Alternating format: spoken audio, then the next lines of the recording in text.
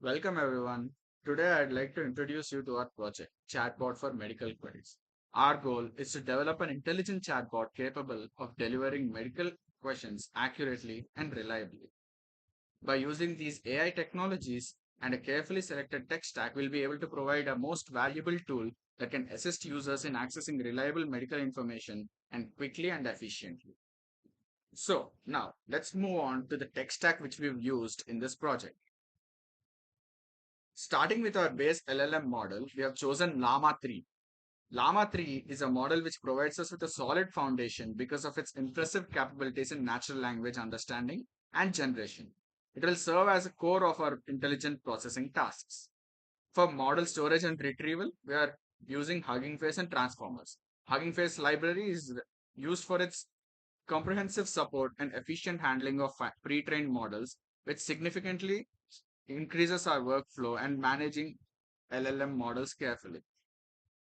To run our model locally, we'll be using LM Studio and Llama. This will help us to run the models in our local system and test them efficiently on the GPU which we already have. And for the dataset retrieval, we'll be relying on Hugging Face as well. Hugging Face has very vast and well curated datasets available, which gather diverse and high quality data necessary for training and fine tuning the processes. The language which we'll be using is Python. Python is having has an extensive library support, and it makes it an ideal choice for both machine learning and LLM training. For the development environment, we'll be using VS Code, LM Studio, and Google Colab. We'll be using Google Colab for its free GPU. And for the front end and back end development, we'll be working on React and Flask. Now, there are two ways in which we'll be able to achieve this. First is by fine tuning, and second is by implementing using RAG. Now we'll be looking at the design and architecture of our project. Retrieval augmented generation and fine tuning are the two processes which we'll be using in our project to achieve this. These are the design and architecture parts. We'll be knowing more about this as we dive deeper into it further. But before that, we'll be seeing what have we done so far. So, firstly, we have selected Llama 3 as our base model. Llama 3 is a fast and efficient LLM model which has been given by Facebook.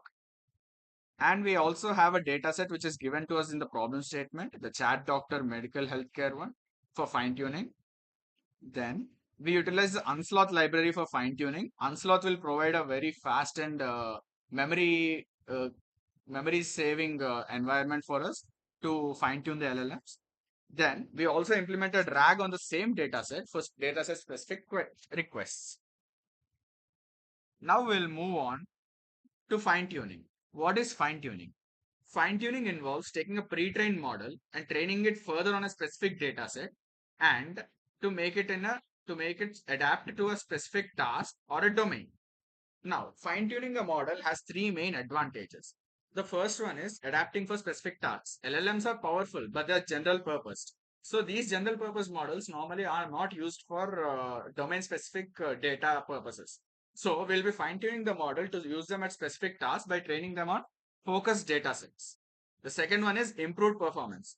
Fine tuning relies on the refines the LLM understanding of the data, and it will lead to a more accurate and relevant outputs based on its previously generated knowledge and its currently chosen task. Finally, fine tuning will be a boost in efficiency of the model and will be able to compute the resources requiring less data. Fine tuning a model basically involves four different steps. First is to set up the environment in which we'll be fine tuning the model. This environment needs to have a GPU in order to run.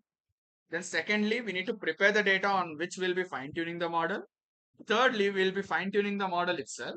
Fourth is we'll be testing the model for fine tuning and we'll be deploying it.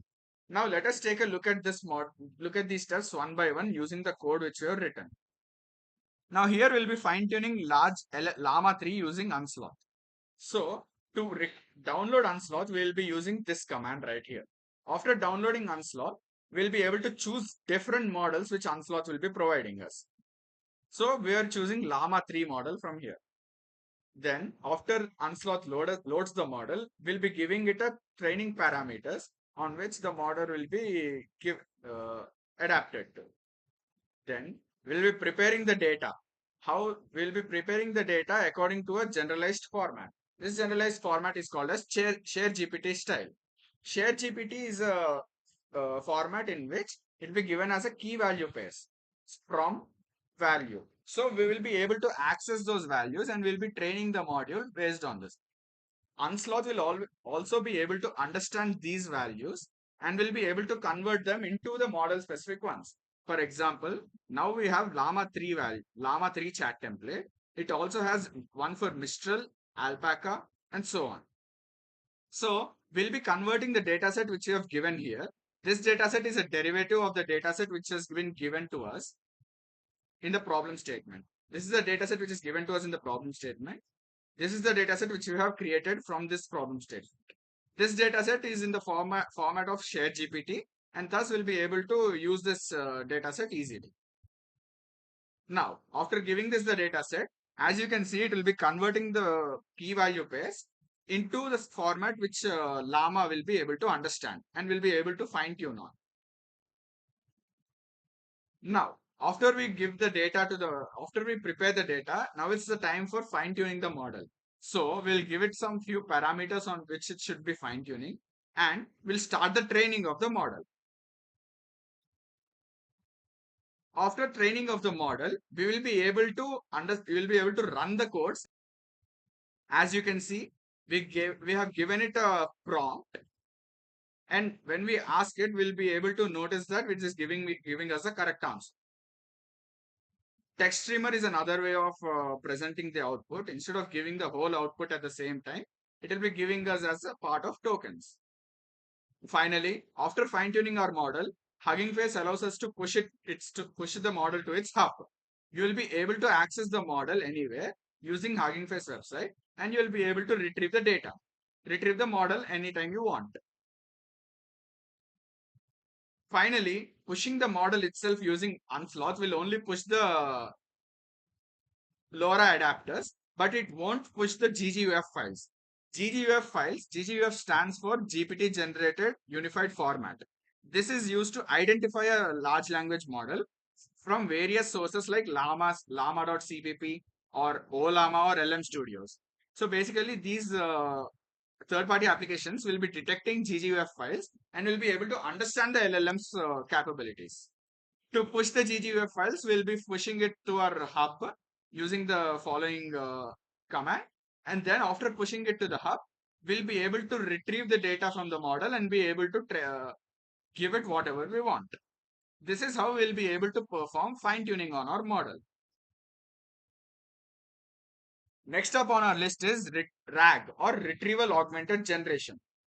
RAG is a technique which involves creating a prompt or context for the LLM by retrieving relevant documents from a data storehouse. The retrieved documents in the query are then used as a prompt to the LLM to generate a response. Now, RAG is a better choice when the data is constantly changing because it does not require retraining the LLM by itself the whole again. Fine tuning is a better option for static data that does not change often. Therefore, there are a few advantages for RAG. While performing RAG, we'll have a greater amount of accuracy of the data.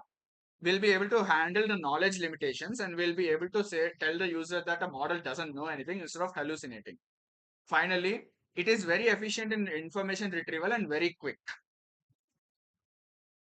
RAG also implements 4 different methodologies in which we'll be able to implement this mechanism.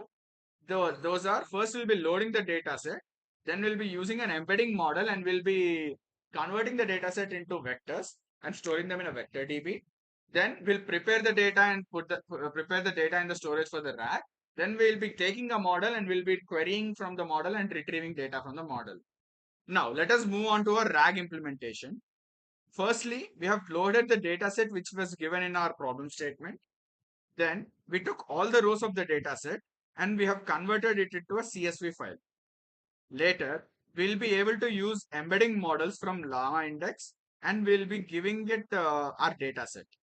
After that, we're also using OLlama in order to use Llama 3 model as our base model, which will be answering the queries. Finally, for this experiment, we have taken 6,000 rows of the project and we'll be loading them into a CSV file. After loading them into a CSV file, will load the data into the vector database and will be giving it the path. After giving it the path, we'll be taking reference from that data set and giving it queries. As you can see, when asked about back pain in the back pain, it will be able to respond to it pretty well. We can also change the few other parameters to get it in a different formats. Now, what are the next steps which we have to do? Now that we created a large language model and RAG, we'll need to export the model and create an API for the model. Need to prepare the fine-tuned model for deployment by exporting it to a format capable with LLM interfaces like Llama. You need to develop an API to make communication between the chatbot and external applications or websites. Later, we need to make a beautiful front end for the website, which will be ensuring a smooth user interface and a place where they can interact with the chatbot. Finally, we'll build and design a website specifically to host the medical chatbot. Thank you so much.